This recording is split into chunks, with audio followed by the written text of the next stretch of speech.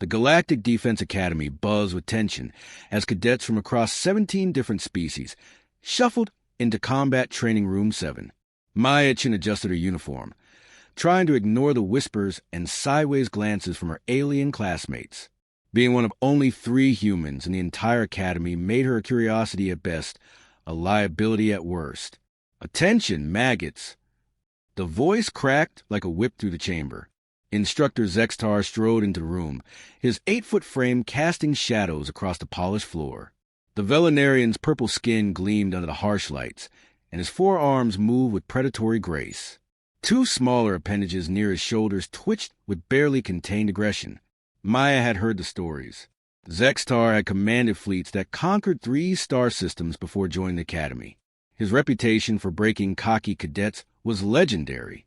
The scars crisscrossing his chin and his chest told stories of battles that would make lesser beings weep.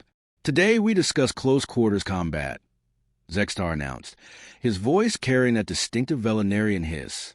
"Many of you soft-bellied creatures think technology will save you when the shooting stops. You are wrong." He prowled between the rows of cadets like a predator selecting prey. Combat is about will, about who wants to survive more, about who has the spine to do what others cannot.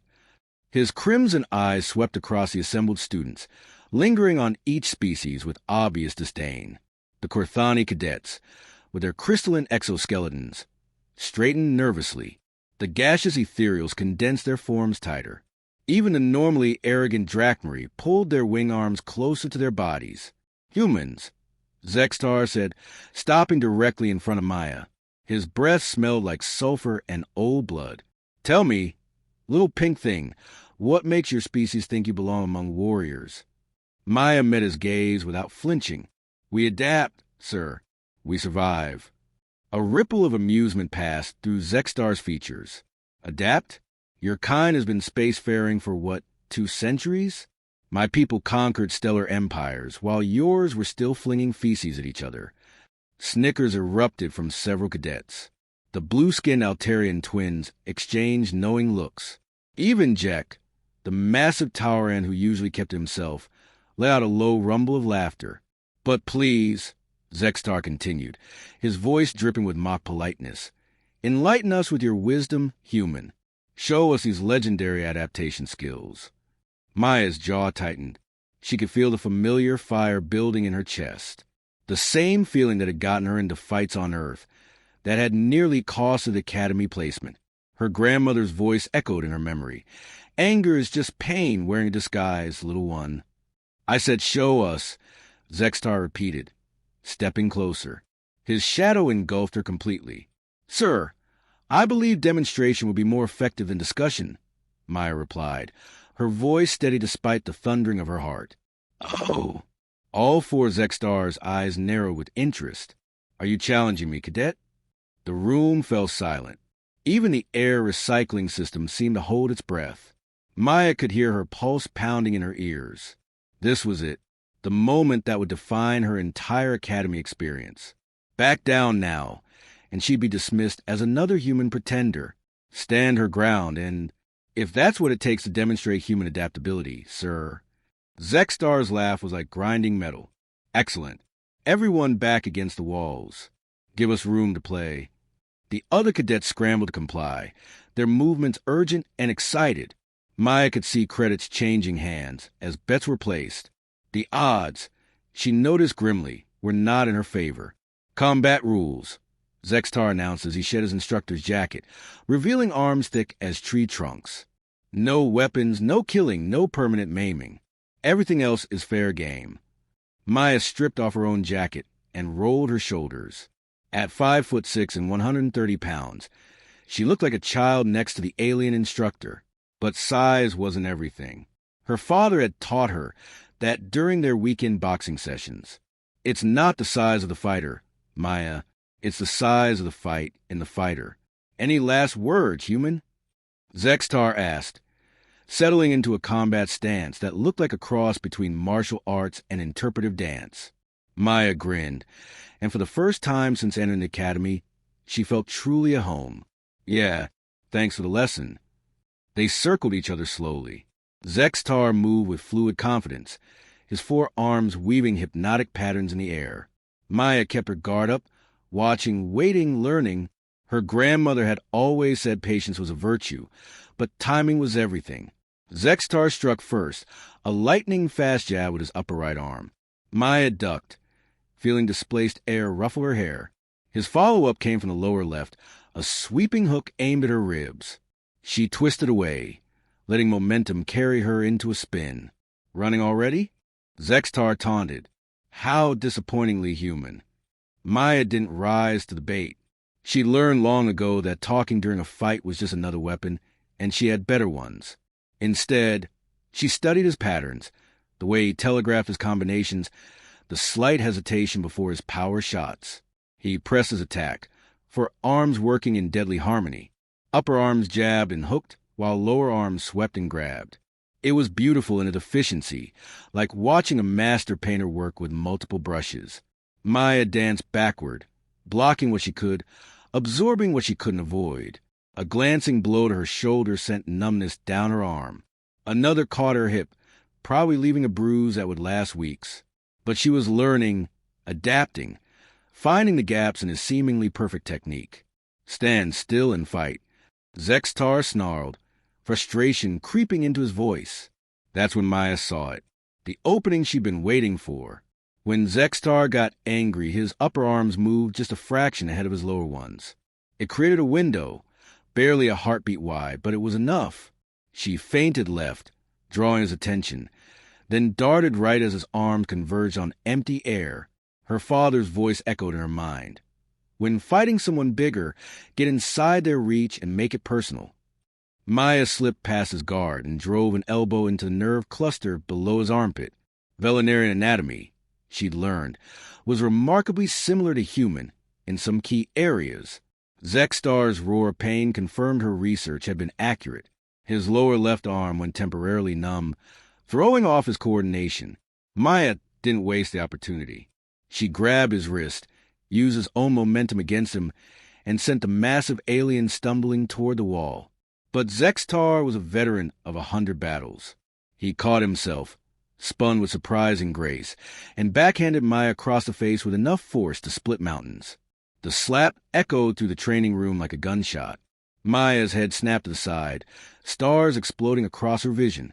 The taste of copper filled her mouth, and she felt blood running down her chin from her split lip. The watching cadets gasped. Some looked away, unable to watch what they assumed would be the end of the fight. Others leaned forward, hungry for violence. Maya's feet left the ground from the impact. She flew backward, arms windmilling, completely off balance. Any normal being would have crashed to the floor, probably unconscious from the devastating blow. But Maya Chen wasn't normal. She was human, and humans, as she was about to demonstrate, had spent millions of years learning how to fall without breaking. Instead of fighting the momentum, she embraced it, her body curled into a tight ball, turning the potentially devastating fall into a control roll. She hit the ground, tucked her shoulder, and used the energy to spring back to her feet in one fluid motion. The room erupted in shocked silence.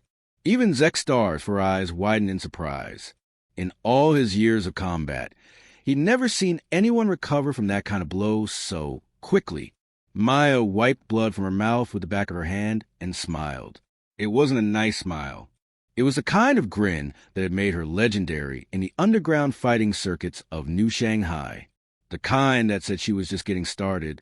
"Is that all you've got, Teach?" she asked, her voice carrying just enough disrespect to make several cadets wince. Zex'tar's face went through several shades of purple before settling on a color that didn't exist in most species' visible spectrum. "You insolent little."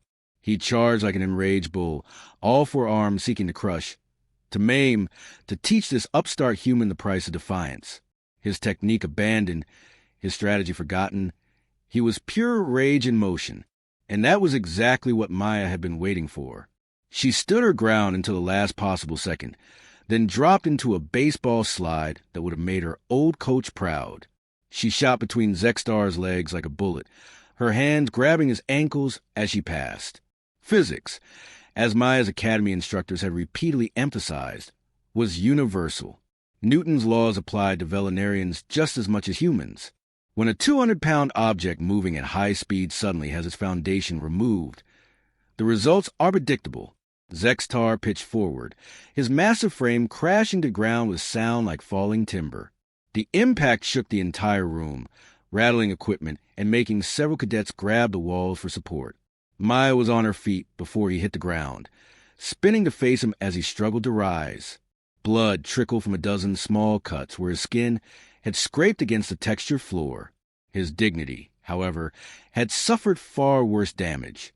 "The thing about humans," Maya said, her voice carrying clearly through the stunned silence, "is that we don't just adapt to survive. We adapt to win." Zex'tar pushed himself to his knees, his forearms shaking with effort and rage. His eyes blazed with the fury of a dozen conquered worlds. "This isn't over, human." "Oh, I know," Maya replied, flexing her bruised knuckles.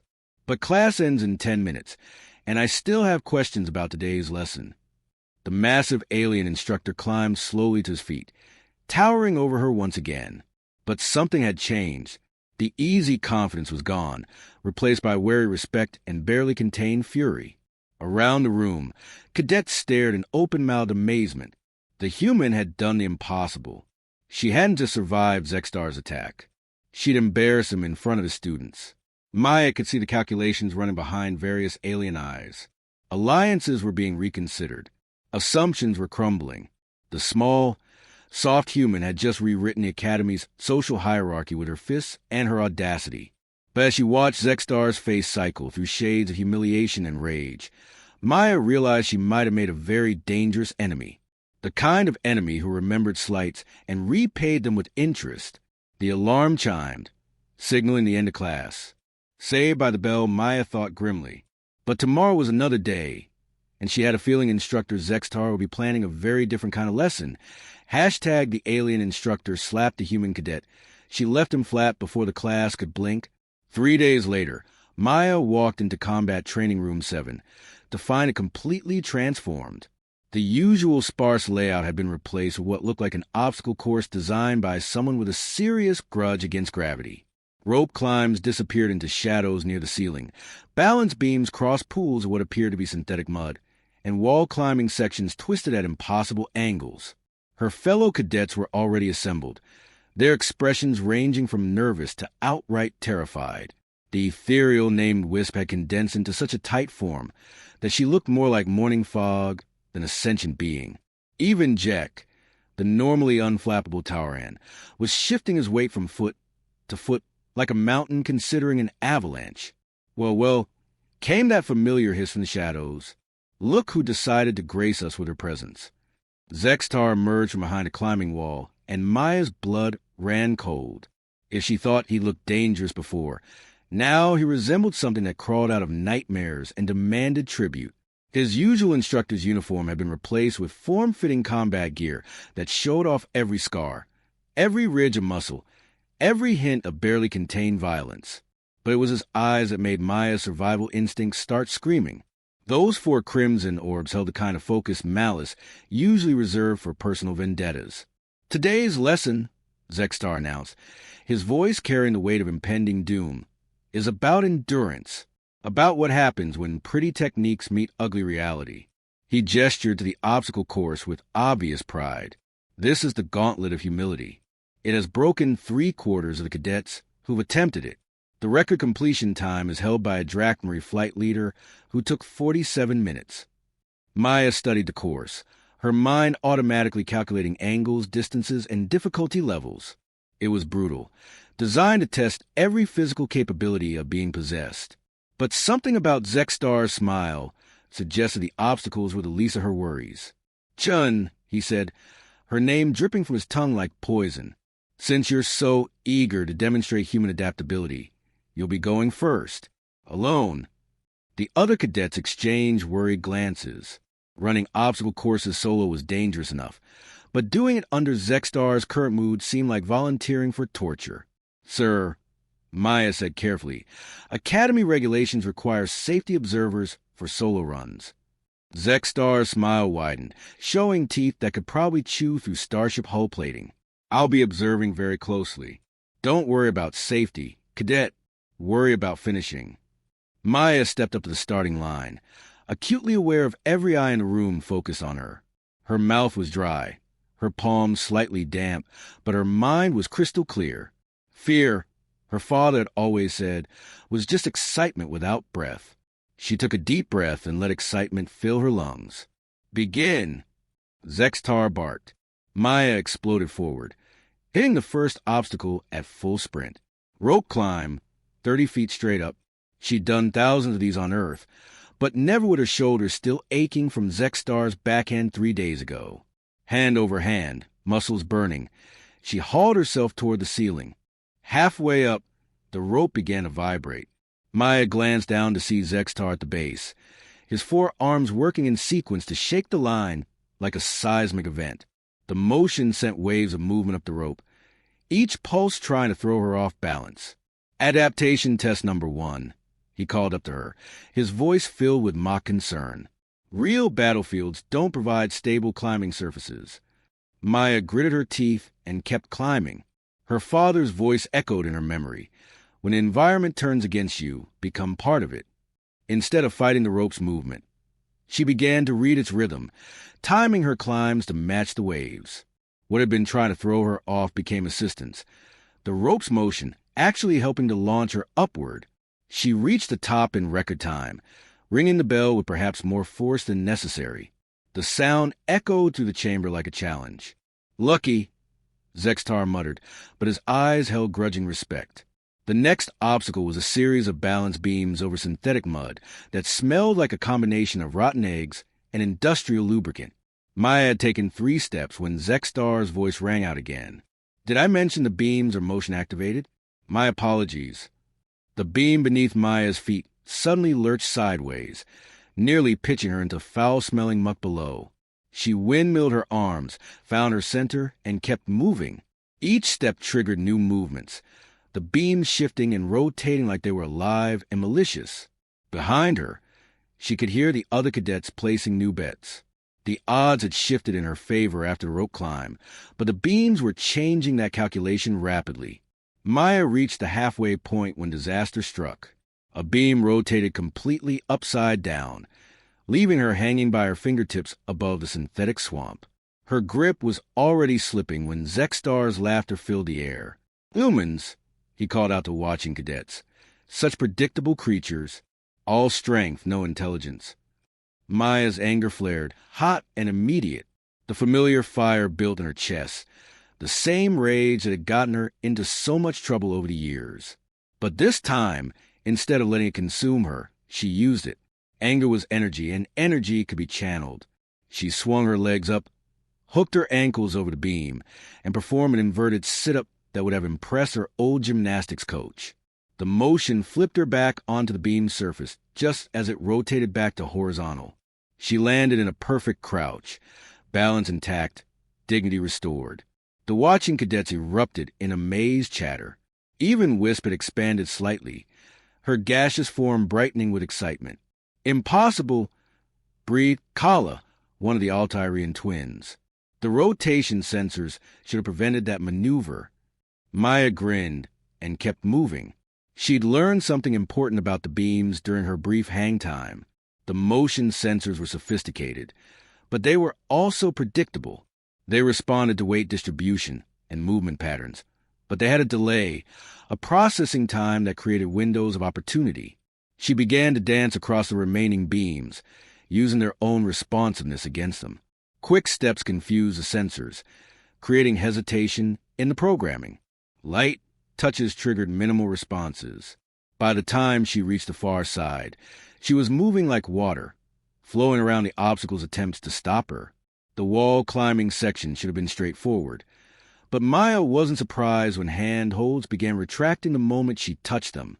Zex'tar was clearly taking this personally, and personal meant creative sadism. Having trouble, Cadet? He called out as Maya clung to the wall with handholds disappearing around her like a deadly game of whack-a-mole.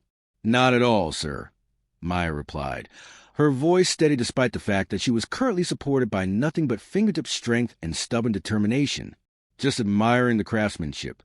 She'd noticed something during her brief survey of the wall. The retracting handholds followed a pattern, probably based on weight sensors and timer algorithms.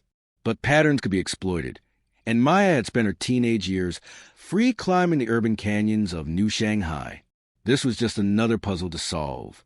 Instead of trying to outrace the retracting holds, she began using them as temporary supports, touching down for just long enough to shift her weight before they disappeared. It turned the climb into a deadly ballet, each move calculated to utilize the wall's own defenses as stepping stones. 30 feet up, 40, 50. The wall grew steeper as she climbed, eventually becoming a complete overhang that left her hanging upside down like a human spider. Below, she could hear the cadets holding their breath. Even their whispered conversations had stopped. At the peak, Maya paused to look down at the assembled class. Zex'tar stood with his 4 arms crossed, his expression unreadable. The other cadets stared up at her with expressions ranging from awe to disbelief. "Hey, Teach," she called down, her voice carrying clearly through the chamber. "You mentioned something about humans being predictable?" Before anyone could react, Maya released her grip and dropped into freefall. 60 feet of empty air separated her from the floor, and she was accelerating toward it at a rate that would turn most beings into organic paste. Several cadets screamed. Whisk dispersed completely in shock. Even Jack took an involuntary step backward, his massive frame tensing for impact. But Maya wasn't falling randomly. She was diving with purpose, her body position controlled and precise. At 30 feet, she twisted and grabbed a hanging rope that was part of the next obstacle. Her momentum carried her into a pendulum swing that would have made Tarzan jealous. She released at the perfect moment, converting her downward velocity into forward motion that carried her across 3 obstacles in a single flowing movement. She landed in a roll, absorbed the impact, and came up running toward the final challenge. Behind her, the training room had erupted in chaos. Cadets were shouting, cheering, and frantically recalculating odds. Even some of the usually stoic species were showing unprecedented emotion. The court hani were practically vibrating with excitement, their crystalline skin reflecting light in rapid, colorful pulses. Zex'tar, however, was silent. His 4 eyes tracked Maya's progress with the focus of a predator who discovered his prey was significantly more dangerous than anticipated. The final obstacle was simple in concept but brutal in execution. A pit filled with synthetic mud, 30 feet across, with a single rope spanning the gap. The rope was thick enough to walk on, but Maya could see tension adjusters on both sides. Zex'tar would undoubtedly be making the crossing as difficult as possible. She approached the rope at a steady jog, not slowing as she reached the edge of the pit. Behind her, she could hear Zex'tar's sharp intake of breath as he realized her intention. Instead of trying to balance on the rope, Maya leaped onto it and immediately began running. Her feet hit the cord at full speed, using momentum to carry her across before physics could properly object to the impossibility of what she was attempting. The rope sagged and swayed under her weight, but Maya's balance was perfect. She'd spent years training on narrow ledges and precarious surfaces. This was just another challenge to overcome, another limit to shatter. Zex'tar's hands flew to the tension controls, trying to shake her off or snap the rope entirely. But Maya was already 3/4 across, her speed increasing as she sensed the finish line approaching. She hit the far platform at full sprint, rolled to absorb the impact, and came up in a perfect landing pose. The timer on the wall showed her completion time, 11 minutes, 37 seconds. A new Academy record by more than 30 minutes. The training room exploded in cheers. Even the normally reserved species were showing unprecedented enthusiasm. Whistles, clicks, harmonics, and a dozen other forms of approval filled the air. Maya stood slowly, brushing synthetic mud from her uniform, and turned to face Zex'tar. The massive veterinarian hadn't moved from his position by the controls. His 4 arms hung at his sides, his expression cycling through emotions she couldn't identify.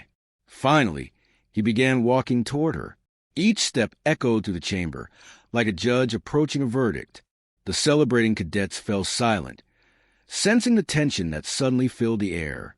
Zex'tar stopped directly in front of Maya, towering over her small frame. For a long moment, they stared at each other. Maya could smell the sulfur on his breath, could see the pulse beating in his throat where human anatomy would place a carotid artery. Then, slowly, Zex'tar extended his upper right hand. "Well fought, Cadet," he said, his voice carrying a note she'd never heard before. "Respect." Maya clasped his hand, surprised by the warmth of his skin and controlled strength of his grip. "Thank you, sir. That was an excellent lesson in adaptation." "Indeed it was," Zex'tar replied, and for the first time since she'd known him, his smile seemed genuine rather than predatory. Class dismissed. Chun remained behind. The other cadets filed out, their excited chatter echoing down the corridors. Maya could hear her name mentioned repeatedly, along with what sounded like several different words for impossible in various alien languages. When they were alone, Zex'tar began dismantling the obstacle course with efficient movements of his forearms. Maya watched him work, trying to read his mood and failing completely. "You know," he said without looking at her, "in 40 years of instruction, I've never had a student set a new record on their first attempt. I had good motivation, sir." Zex'tar's laugh was different now, warmer somehow. "Yes, I imagine you did. Tell me, Chun, what do you plan to do with your newfound celebrity status? Half the academy will be trying to recruit you for study groups, and the other half will be planning to test themselves against a human who embarrassed an instructor." Maya considered the question seriously. "I plan to keep learning, sir. Today I prove humans can adapt and overcome. Tomorrow I need to prove we can lead and inspire. Ambitious." Zex'tar finally turned to face her, his scarred features thoughtful. "And dangerous. Leadership requires more than physical prowess. Cadet, it requires wisdom, patience, and the ability to make decisions that others cannot. Then I guess I'd better start developing those skills too, sir." Zex'tar studied her for another long moment, then nodded slowly. "Report to Advanced Combat Theory tomorrow at 0600. I think it's time you learn what real warriors need to know." As Maya left the training room, she could feel the weight of eyes following her through the corridors. Word of her record-breaking run had spread faster than light-speed communication. Cadets stepped aside as she passed, some with admiration, others with challenge in their expressions. She wanted to prove that humans belonged among the stars. Mission accomplished. But as she walked back to her quarters, Maya realized she'd only completed the first step of a much longer journey. Tomorrow would bring new challenges, new tests of her abilities and resolve, and she couldn't wait.